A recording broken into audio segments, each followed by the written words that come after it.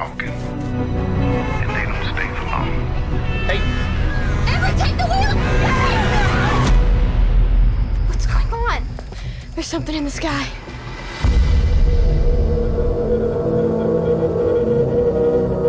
There we go. Hey. there is everybody. Hi, everybody. Jeff in Vegas here. How are you? Good, how are you? Good.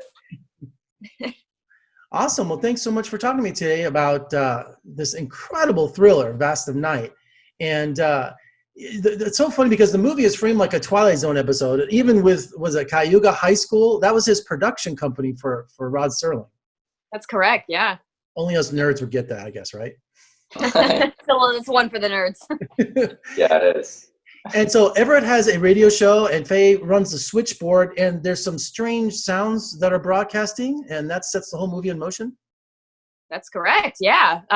Faye is a 16-year-old switchboard operator, and her friend is Everett, played by the lovely Jake.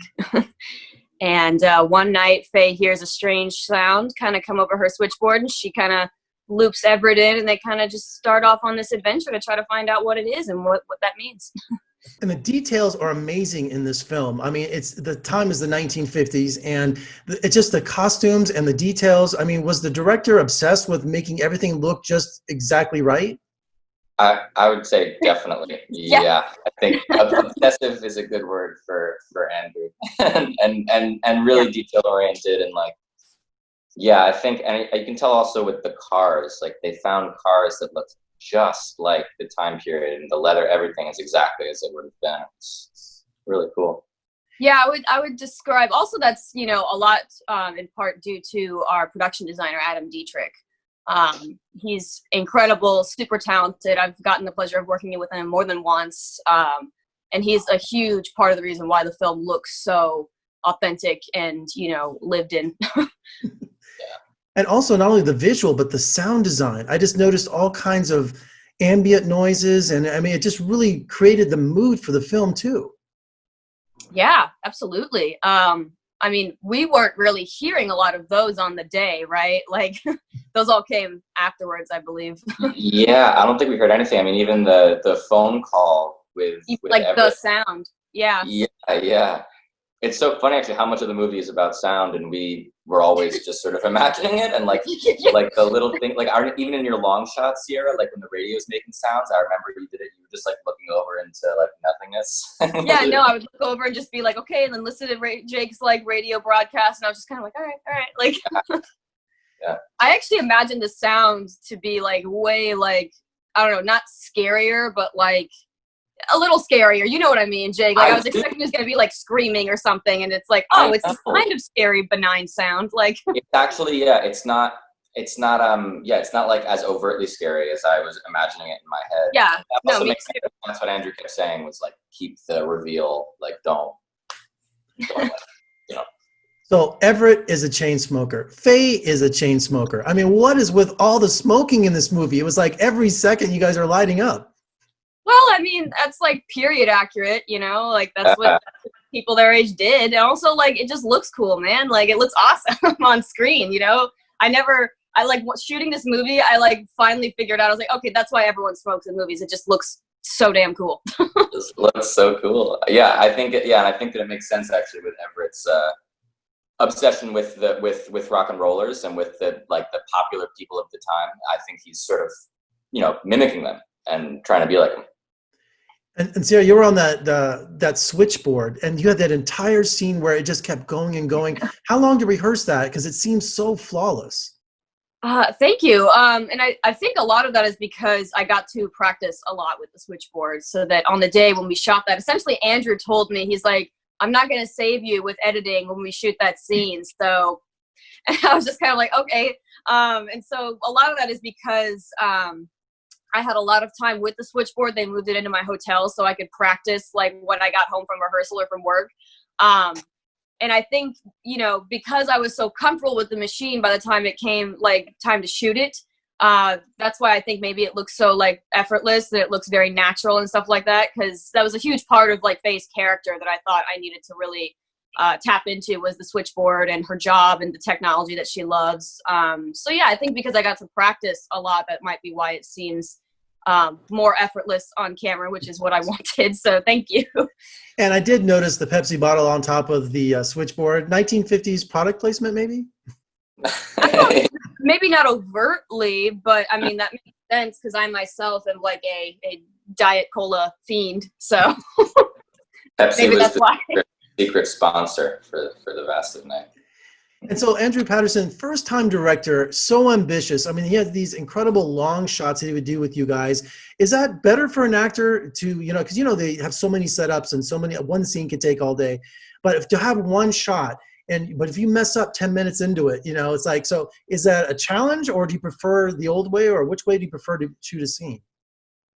I mean, yeah, that's a great question. I feel like there are benefits to both, obviously. Like if you want to cut things up, you can get bits of your best performance in different parts of the scene when you do it like 10 different times. But I don't know how you feel, Sierra, but for me, it's like there's no better feeling than finishing like a long take, and it's just the most gratifying feeling as an actor when you get one that you like, and you like things have been going for like 5-6 minutes. It feels you like sink into the reality of the scene. It's like sort of hypnotizing, actually.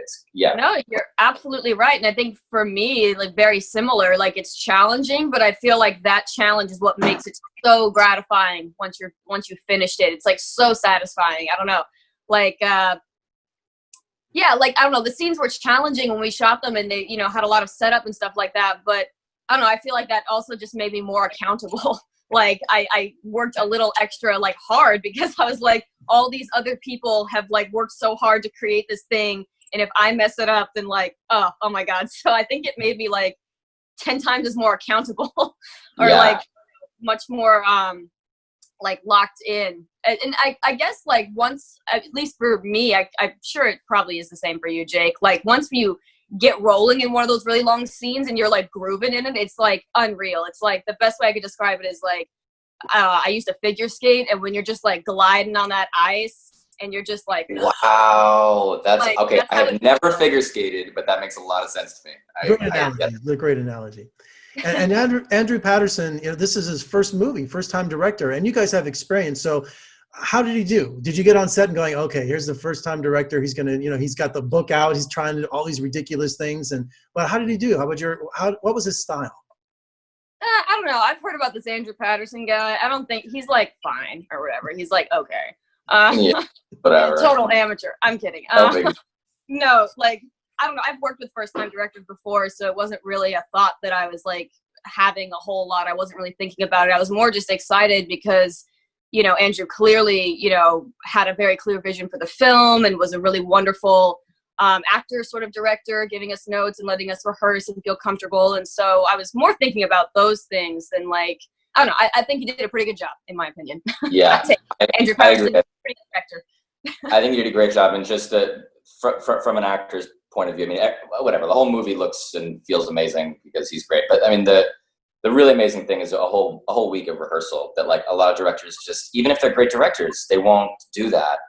And I just can't, I can't thank him and the production, everyone enough for that week, because I feel like it really made a difference. Were you I guys... feel like that's...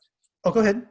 No, go ahead. Sorry. Oh, I was going to say, were you there for that ridiculous one shot that everyone's talking about that crosses through the town and through windows and through gymnasiums? And I mean, that I was looking for like some sort of trick or anything, but I was like, what in the world is this guy doing? He did it. He pulled it off. Yeah. He did. And to Sierra's point earlier about being nervous when you're at the end of something, like the shot ends on me smoking a cigarette.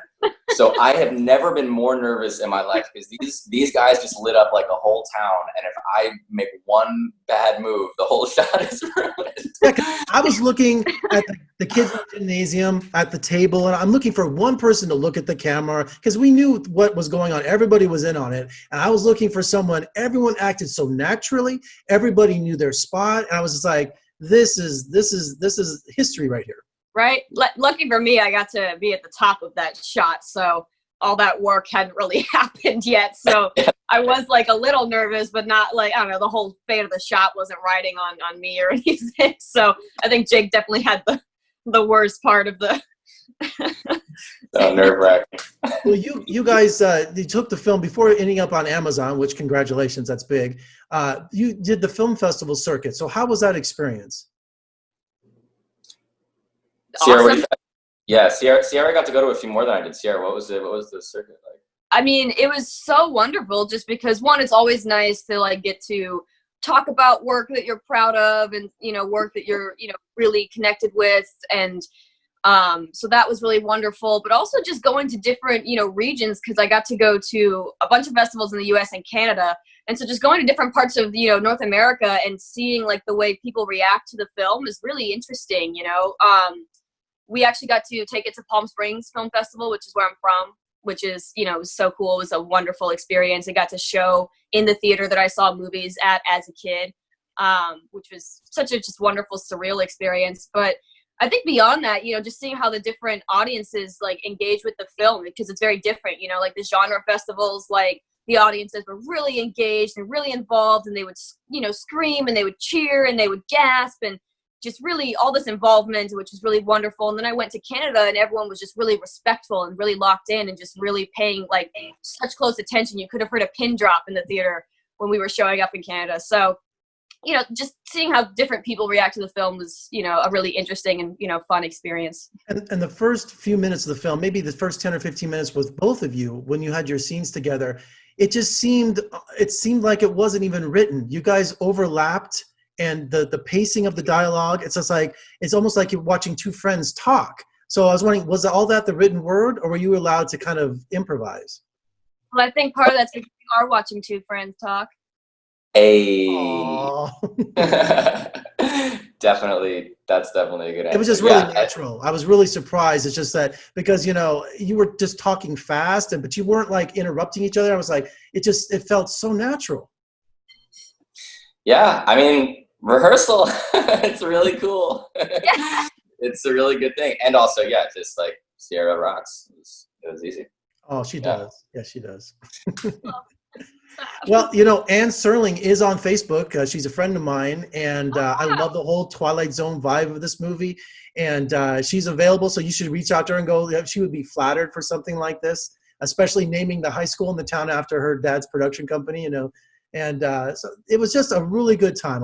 I was really intrigued by this movie. Can't wait to see what Andrew Patterson does again after this, because I think he's one to watch. Me too. Yeah. Absolutely. Well, congratulations on the film. Congratulations on going Amazon. And when you have a chance, come visit us in Las Vegas. We're reopening on June 4th. We'd love to have you. Amazing. We'll do. Yeah. Thank you. Thanks a lot. Good luck with the film. All right. Thanks. Thanks, Jeff. See ya.